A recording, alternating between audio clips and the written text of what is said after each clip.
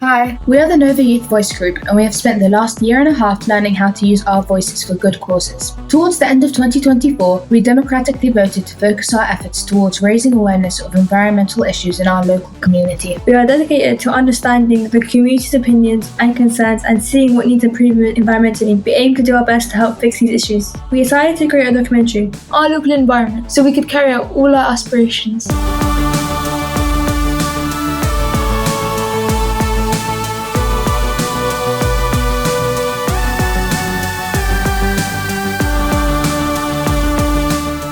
To begin with, we worked with Chris Ansell, a former BBC journalist of 17 years. In that workshop, Chris taught us about ethical journalism, helping us become confident journalists in our first research stage of the project. So you are going to be going out and asking people questions for the project that you're working on, and then letting people know the different perspectives that you've been told. And therefore, that makes you all journalists. But to do this, you need to ask the right kind of questions. He also opened our eyes to the many roles within journalism, enabling us to decide which roles we would like to embody on our first day of filming. Let's look now at what the different roles are in journalism. So the key thing is teamwork, and everyone involved in this group is actually a journalist, but they all have different names. So you have people called producers, and you have sound and video editors, and you have people that use the cameras, and you have people that write scripts, and you have people that check the scripts, proofreaders.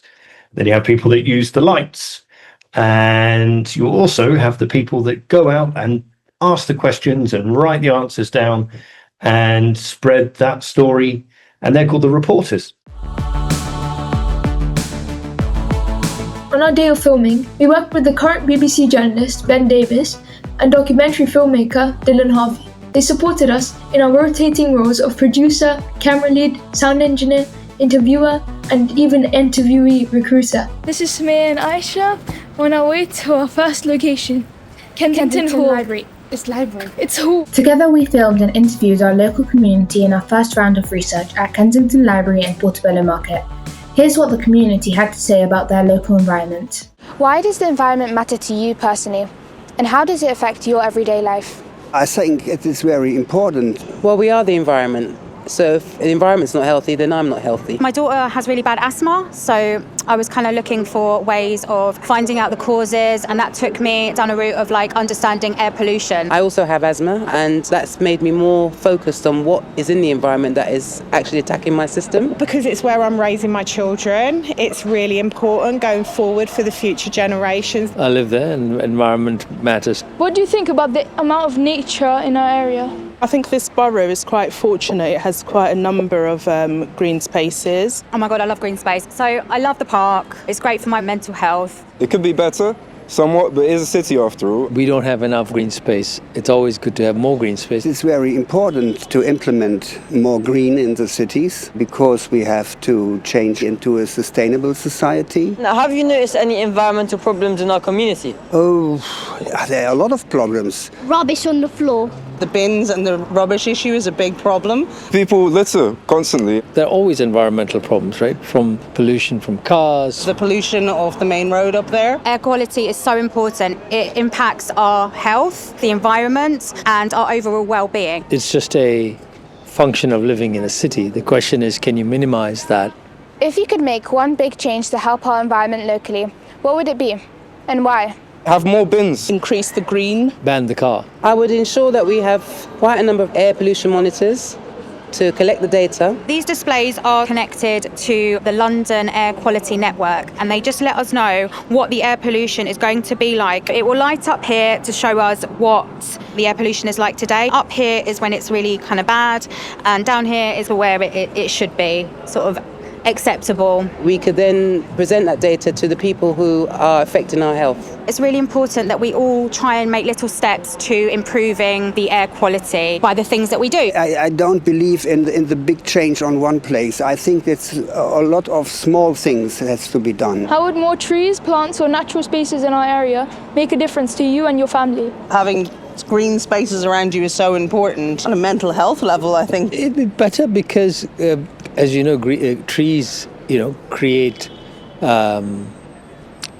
suck, is it carbon dioxide out? Oxygen out? More oxygen. It's good for us. We would be able to think and breathe. It would just improve your well-being. The mindfulness, it's lovely to be able to walk down the road and see the greenery. It's important for our breath and our lungs and everything. And pollution. And pollution. It'd make everyone a lot happier mental health-wise. It wouldn't be such a concrete jungle, you know, it would be more of an actual jungle. Is there anything else you'd like to add? Everybody look out for Aware. We have 20 displays that are up on lampposts. Let's keep talking about air pollution. I think it's an important topic. We were proud of our findings after interviewing members of our local community, but we knew we needed to do further research. We decided to go global and gain international perspectives. To do this, we collaborated with the Natural History Museum, a leading global climate institution within our very own borough, making it much more personal to our community cause. We gained special permission to host our very own stall inside the Fixing Our Broken Planet exhibition, and we were allowed to interview international visitors about our local environment. An outside perspective would really help us learn more about what we could do to ensure change for the better. To prepare for this, we worked with Christina Torrent from Imperial College, who led us through a public speaking workshop. We learned that public speaking is more than just standing on a stage with an audience, but it was really about learning confidence to interact with any member of the public at any capacity and still maintaining clear messaging and flow in interviews. How do you feel about the current state of the local environment? Rubbish everywhere. We'll walk around for an hour at a time looking for somewhere to recycle our plastics. More trash bins. I visit London quite frequently, and I definitely think that there's a difference in air quality. Big cities where things are crowded and lots of cars and stuff like that. Into electric cars. I'm actually very impressed by the transport systems in London specifically. If everybody does a little bit. Use your power for good. We also created a feedback box so those who didn't want to interview on camera could still have their say. So we're acknowledging everyone's views.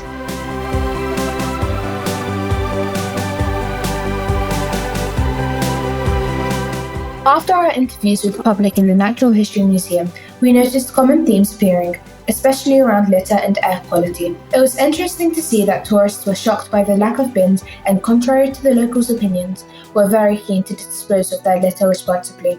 Air pollution had a noticeable effect on tourists, but London overall was praised for its electric transport system and its moves towards reducing pollution compared to other countries' big cities. We wanted to put all our research of local and international opinions to good use and stay on track to finding our solutions. So, we teamed up with peers from Portobello Radio as part of their Nottingdale Future Neighbourhoods project to design a podcast. No Sleep Till Brooklyn! We spent a few weeks learning all we could about the making of a podcast and decided to interview a policy officer from the Natural History Museum, Charlie Gold. During this interview, we bridged public opinion with Charlie's expertise to see if there were any solutions available to solve the environmental issues the locals and tourists encountered in our community. Hi, I'm Aisha. This is Yara and Samaya. We are here as part of Nova Youth Voice Group in collaboration with Portobello Radio to talk with Charlie from the Natural History Museum about our research findings about the local environment. So Charlie, over to you. Well, thank you, and thank you for having me on. My name is Charlie, and I'm the Policy Officer at the Natural History Museum. We all know about the dinosaur and whale displays that makes the Natural History Museum the place we love, but what research goes on behind the scenes? Often you might hear us known as the Dinosaur Museum, right? That's what people know about us. And it's a really important part of the museum. A lot of kids really like the dinosaur gallery, and that's how we start to get them interested in the natural world. But we're so much more than just dinosaurs and whales. What most people don't know is we've got about 450 scientists and also PhD students that are working on everything from biodiversity change to resourcing the green economy to origins of planet Earth. How do you use your research to make policies? The way we use research is through essentially being a conduit between the science that we do at the museum and decision makers. So trying to make sure that decision makers that make the decisions about the natural world have all the information they need. How can we improve air quality sustainably? It's mainly about moving away from fossil fuel practices that release pollutants into the air and towards greener, renewable energy. But also on an individual level, it's about how do we do that in our own lives. So it might be reducing energy at home or at school or at work, and thinking about more active forms of travel, those sorts of things. How do cars contribute, and do we need more rules on cars? So cars contribute because they release pollutants when they burn fuel into the atmosphere, so that contributes to the decreasing air quality. But there have been some really good improvements in cars, the move to electric vehicles, the expansion of clean air zones in London. There's always more we can do in terms of new rules, but it's also about, how do we bring people along and encourage them to make those transitions themselves. A lot of people we interviewed mentioned litter. What are the bad effects of litter? So the main problems with litter, I would say, is contamination. So they pollute the soil and they pollute the water that feeds into all of the systems that we use, our agricultural systems, the plants around us as well. Also harm to wildlife. We all know about how plastics get stuck inside animals and they get stuck in plastic too. And then finally, just the change to the habitats. So the effects that has on habitats of animals and also the habitats that we live in as well. Since you mentioned plastic, how can we get more people to recycle better? The key thing is making it easy for people, building that education so that they know what to recycle where, making sure there's enough bins. But it's also about how do we make it fun and make it engaging and something that people want to be involved in as well. Many of us know about the problems our Earth is facing, but not many of us are ready to make movement to fix it. How can we get everyone to implement the ideas and strategies you come up with? The big one is, how do we engage people? How do we bring people along? How do we make these issues that people care about? So really trying to align the questions around nature loss, climate change with people's own daily lives. And then it's also around building community. So how do we encourage people to be involved? How do we build a sense of, shared responsibility? You said people realizing how important nature is to them would help the environment. How can we incentivize people to volunteer to help the planet? A big one around incentivizing people to volunteer is making it really easy to access those initiatives. It might be tree planting initiatives, it might be a community garden in your local area, but then also just giving people the information they need and again making it fun, making it a thing that people want to do and not something that they just feel they need to do. What are your views on what would truly make a difference? For me, the big one is misinformation. So tackling misinformation. We have the science, we have the answers, we know what we need to do, but it's now about how do we bring people along. And a big challenge to that is cultural and it's political and it's around